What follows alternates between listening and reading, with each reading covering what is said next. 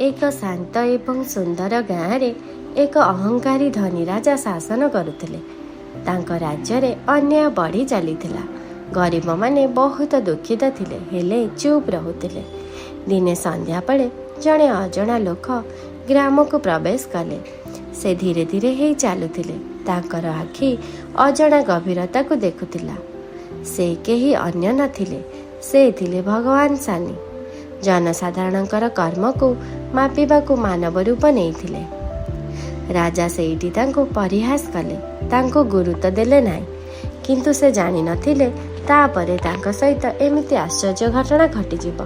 ତାଙ୍କର ଧନ ସମ୍ପତ୍ତି ସବୁ ନଷ୍ଟ ହୋଇଗଲା। ସେଇ ଗର୍ବିତ ରାଜା ଧନୀରୁ ଗରିବ ହୋଇଗଲେ। ଜଣେ ଗରିବ ଯେତେ ଦୁଃଖ ଅବସ୍ଥାରେ ଥିଲେ ମଧ୍ୟ ସେଦିନ ସେଇ ଅଜଣା ଲୋକଟିକୁ ଅତିଥି ଚର୍ଚ୍ଚା କରିଥିଲେ, ତାଙ୍କୁ ଭୋଜନ ଦେଇଥିଲେ। ଭଗବାନ ଶନି ସେଇ ଗରିବ ଲୋକଟିର ଚର୍ଚ୍ଚାରେ ସନ୍ତୁଷ୍ଟ ହୋଇଥିଲେ, ଆଉ ତାଙ୍କୁ ପୁରସ୍କାର ଦେଇଥିଲେ ଏବଂ ତାଙ୍କର ନିଜ ସ୍ୱରୂପ ଦେଖାଇଥିଲେ। ସେଇ ଅହଙ୍କାରୀ ରାଜାକୁ ମଧ୍ୟ ଶିକ୍ଷା ଦେଇଥିଲେ। ସେଇ ଦିନଠୁ ଗ୍ରାମଟି ପୁଣି ନ୍ୟାୟ ଓ ଶାନ୍ତିର ଆଲୋକରେ ଅନ୍ତଃପ୍ରବେଶ କଲା।